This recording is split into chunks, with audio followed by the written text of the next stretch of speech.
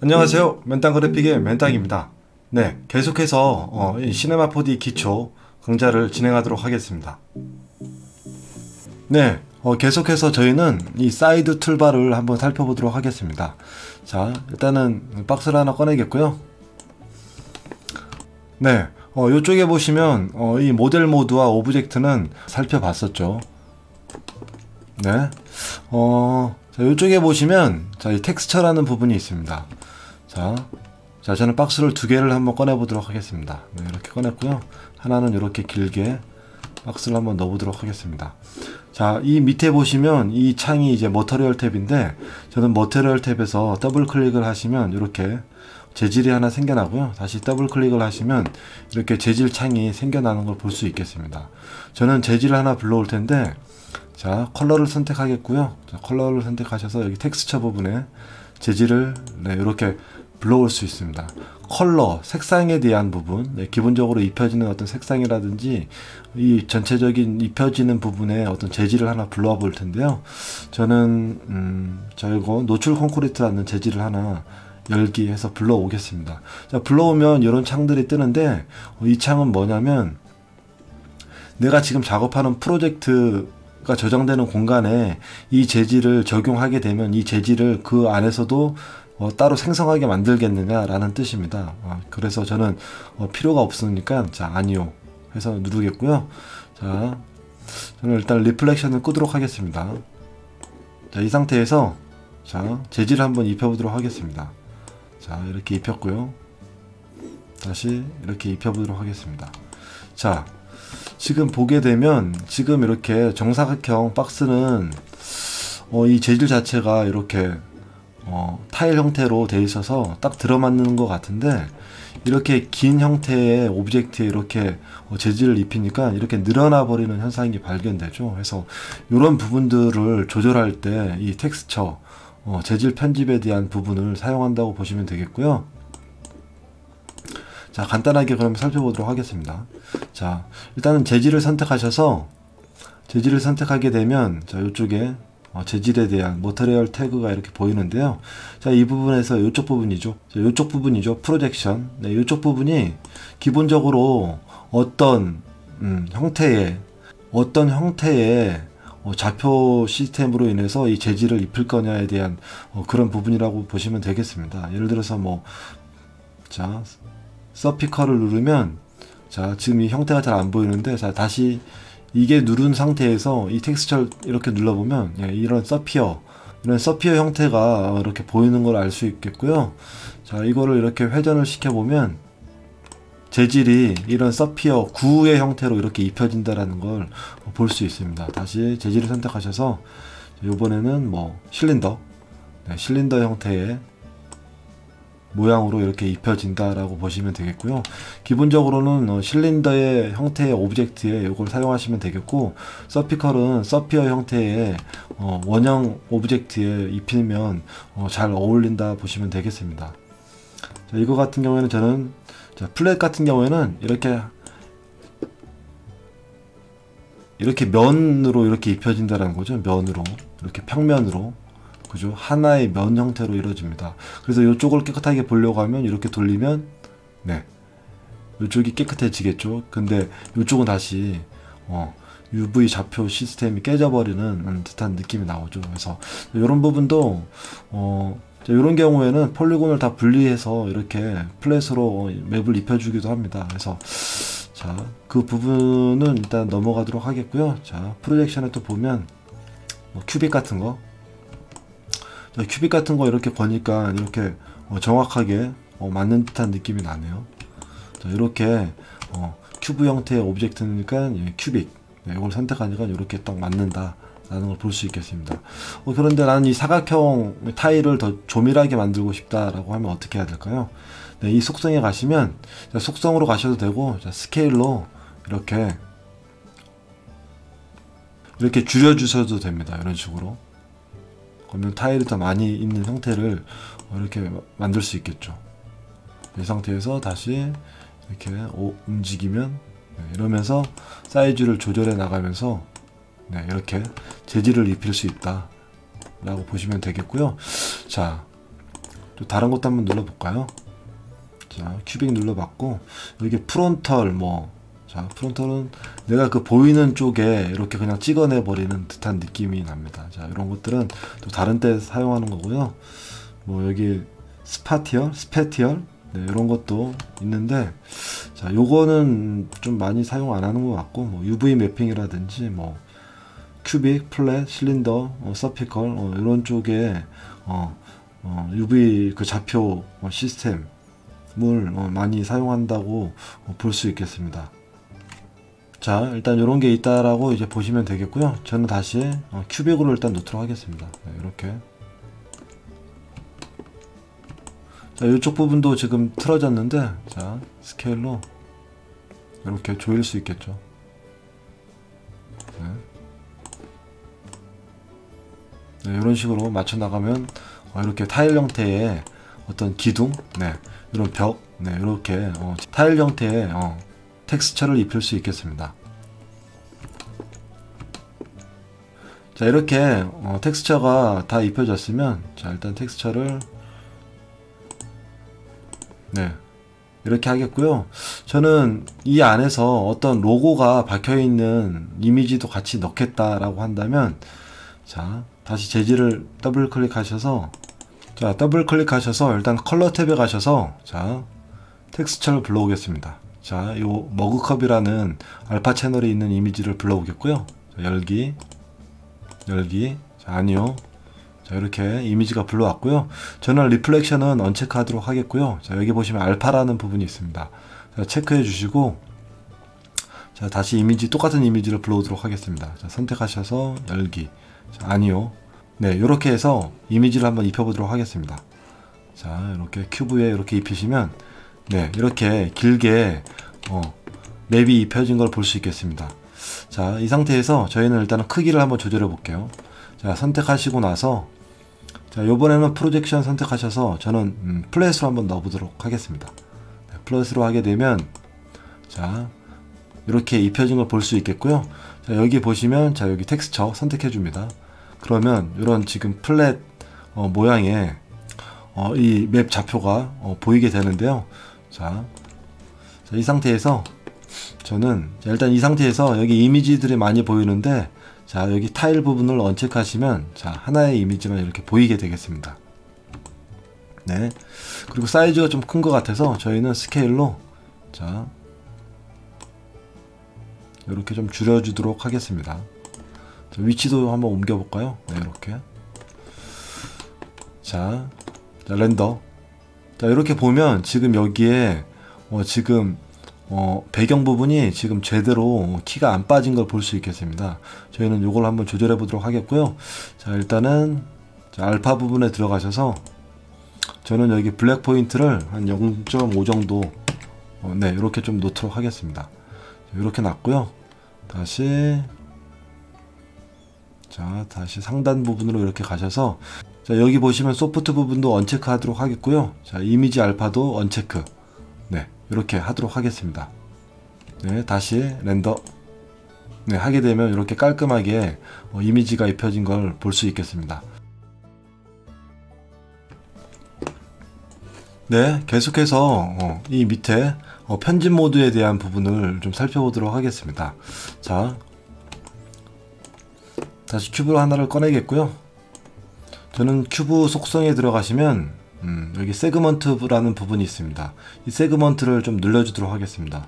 자, 지금 이렇게 늘렸는데 아무런 반응이 일어나지 않죠. 네, 그 부분은 무엇이냐면 여기 디스플레이 모드가 지금 고라드 쉐이딩으로 되어 있기 때문입니다. 그래서 이렇게 세그먼트를 늘렸는데도 보이지 않는다라는 건 이쪽에 가셔서 다른 모드로 놓으시면 되겠습니다. 저는 고라드 쉐이딩 라인즈로 이렇게 놔보겠고요. 자, 놓게 되면 이렇게 다시 세그먼트가 늘어나고 줄어드는 걸 확인할 수 있겠습니다. 그죠? 네, 저는 이렇게 기본적으로 놔봤고요. 자, 이 상태에서, 자, 이 편집 모드 버텍스 엣지 폴리곤을 사용하기 위해서는, 자, 메이크 에디테이블 해야 된다라는 건 우리가 이미 배워서 알고 있을 겁니다. 다시 버텍스 선택하시면 이렇게 버텍스가 있다라는 걸 볼 수 있겠고요. 자, 이 상태에서 저는, 자, 편집을 좀 해보도록 하겠습니다. 자, 일단은, 자, 폴리곤을 먼저 선택하도록 할게요. 자, 폴리곤을 이렇게 선택하셔서 자, Shift, 네, 이렇게 선택할 수도 있겠고요. 나는 이쪽 면에 있는 모든 폴리곤을 선택하겠다라고 할 때 자, 선택, Shift 선택 이렇게 할 수도 있지만 저희가 아직 다루지 않았던 이쪽에 보시면 셀렉션 툴, 네, 이 부분을 통해서 좀 더 쉽게 셀렉션 할 수 있겠습니다. 여기 보시면 쭉 누르시면 라이브 셀렉션이라고 있습니다. 이걸 선택하셔서 자, 이렇게 드래그 하면서 이렇게 내가 원하는 폴리곤만 선택을 할 수 있겠습니다. 다시 Shift를 눌러서 이렇게 선택을 할 수 있겠고요. 자, 선택을 해제할 때는 컨트롤 키를 눌러서 이렇게 드래그 하시면 또 이렇게 선택 해제가 된다라는 걸 알 수 있겠습니다. 자, 다시 이 상태에서 저는 요것만 이렇게 선택을 하겠고요. 자, 이 상태에서 자, 오른쪽 키를 누르시면 여기에 수많은 폴리곤 편집 툴이 있는데요. 자, 이 상태에서 저는 자, 익스트루드, 자, 여기 있네요. 자, 익스트루드를 클릭하도록 하겠습니다. 자, 클릭하게 되면 지금 이 마우스에 지금 아이콘이 지금 바뀐 걸 확인할 수 있겠고요. 자, 이 상태에서 이 바깥에서 이렇게 늘리셔도 되고요. 잡아당기거나 이렇게 마우스를 움직여 보시면 이렇게 익스트루드가 안쪽으로 되거나 바깥쪽으로 되거나를 확인할 수 있겠고요. 이 지금 XY 좌표에 갖다 놔서 이렇게 움직이시면 안 됩니다. 네. 이 다른 곳, 이 바깥에서도 이렇게 하셔도 상관없어요. 네. 이렇게 해서 돌출시킬 수 있습니다. 그죠? 다시 오른쪽 키 눌러서 익스트루드 이너, 그죠? 이렇게 안으로 다시 면을 만들 수 있겠고요. 다시 오른쪽 키 눌러서 익스트루드, 네, 이렇게 하면서 오브젝트를 계속 편집을 할 수 있다라는 거죠. 네. 모델링을 계속 할 수 있습니다. 다시 익스트루드 이너, 이런 식으로 다시 익스트루드, 네, 자, 이렇게 할 수도 있겠고요. 자, 다시 버텍스를 선택하셔서 자, 버텍스의 편집을 좀 다르게도 할 수 있겠죠. 이렇게 자, 버텍스도 마찬가지로 내가 원하는 버텍스를 자, 라이브 셀렉션을 통해서 이렇게 할 수 있다라는 겁니다. 자, 이렇게 이런 식으로 할 수 있겠죠. 자, 그리고 나서 자, 여기 보시면 엣지 부분을 선택하셔서 자, 엣지도 이렇게 더블 클릭하시면 이렇게 연결된 부분은 이렇게 한 번에 선택이 가능합니다. 아니면 하나씩 이렇게 Shift를 눌러가면서 선택할 수도 있겠고요. 자, 이 상태에서 저는 오른쪽 키를 누르시고 자, 베벨을 한번 적용시켜 보도록 하겠습니다. 베벨을 적용시키면 네, 이런 식으로 여기 대각선 라인을 이렇게 만들어낼 수 있겠습니다. 근데 나는 이렇게 대각선이 직선이 아니라 곡선으로 만들고 싶다 라고 하게 되면 자, 이쪽에 속성 부분에 그런 부분을 처리할 수가 있어요. 이런 식으로 네. 서브 디비전을 이렇게 늘려주시면 이렇게 곡선으로도 모델링이 가능하다라고 보시면 되겠고요. 저는 기본적으로 네, 이렇게 놓도록 하겠습니다. 이 상태에서 계속 모델링을 해서 나가는 거죠. 네, 일단 간단하게 이렇게 살펴봤고요. 자, 다시 버텍스 선택하셔서 자, 저는 렉탱글 셀렉션으로 네, 이렇게 선택해서 이렇게 버텍스 편집을 이렇게 할 수도 있겠습니다. 형태를 이렇게 뽑아낼 수도 있겠고요. 자, 이쪽 버텍스도 이렇게 앞으로 이런 식으로 다시 폴리곤 선택하셔서 자, 오른쪽 키 누르고 익스트루드, 자, 이 상태에서 다시 스케일, 다시 익스트루드, 네, 이런 식으로 모델링을 할 수 있다라는 거죠. 네. 자, 이 상태에서 네, 일단은 요 정도만 일단 알고 지나가도록 하겠고요. 자, 여기 자, 이거는 이제 Enable Axis라고 그래서 쉽게 말해서 앵커 포인트의 역할이라고 보시면 되겠습니다. 자, 앵커 포인트를 움직이기 위해서는 자, 요거 Enable Axis를 체크하시고요. 자, 이렇게 움직여 주셔서 다시 Enable Access를 꺼 주셔야 됩니다. 그래야 여기에 적용이 된 걸 확인할 수 있겠어요. 자, 이 부분은 자, 여기를 중심으로 이렇게 회전을 한다라는 거죠. 네. 또는 다시 눌러서 뭐 여기를 중심으로 회전을 할 수도 있겠죠. 다시 원체크, 로테이션, 네, 이런 식으로 앵커 포인트의 축의 위치를 변경할 수 있다라는 부분입니다. 네, 이렇게 보시면 되겠고요. 이쪽 부분은 솔로 버튼입니다. 그래서 솔로 버튼은 뭐냐면 내가 다중 오브젝트가 이렇게 있을 때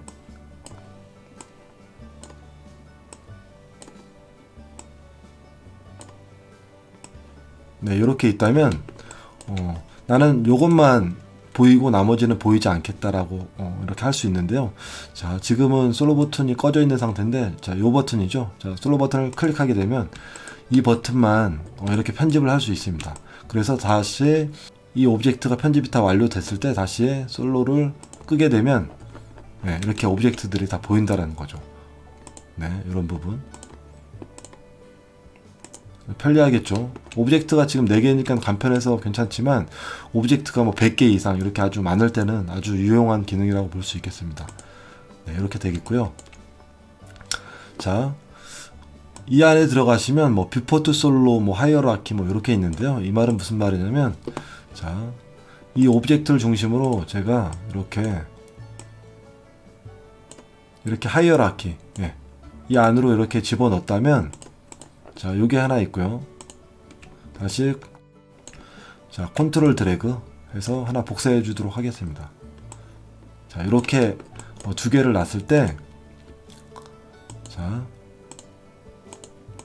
저는 요거를 선택하셔서, 자, 요거를 선택했을 때 이 밑에 하이어라키 부분은 보이게끔 만들겠다라는 뜻입니다. 요게. 자, 그냥 요것만 선택하셔서, 자, 이 오브젝트죠.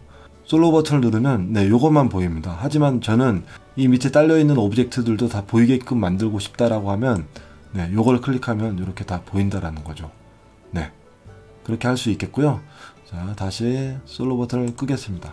자, 이 상태에서 자, 요거는 뭐냐면, 자, 요거는 기본적으로 이제 언체크 되어 있는데 체크를 하게 되면 자, 이렇게 불이 들어오죠. 자, 이 상태에서 선택만 하면, 자, 이 상태에서 자, 솔로 버튼을 놓을게요.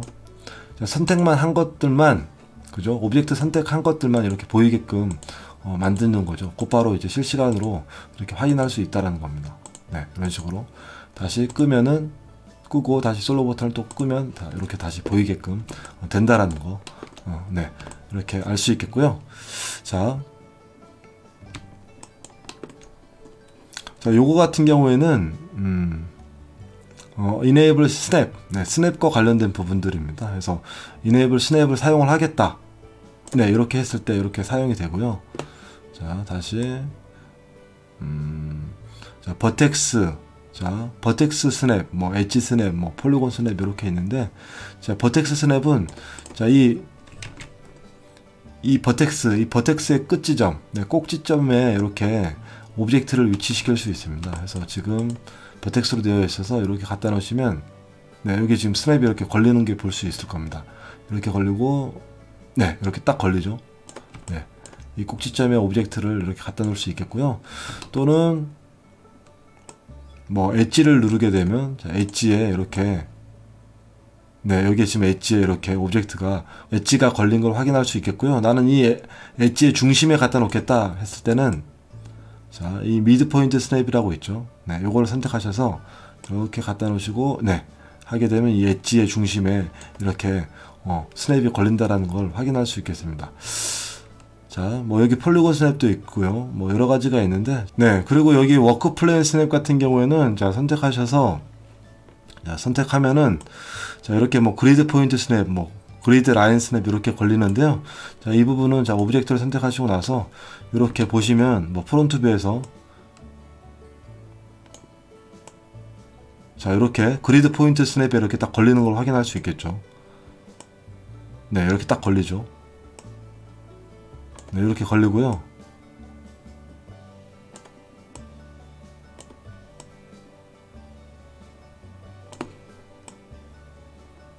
네, 여기 그리드 라인 스냅이 안 걸려 있는데, 자, 이것도 체크를 이렇게 하시면, 네, 이렇게 라인에 딱 걸리게 되어 있습니다. 자, 이렇게 스냅을 걸 수 있다라는 거 이렇게 확인하시면 될 것 같습니다.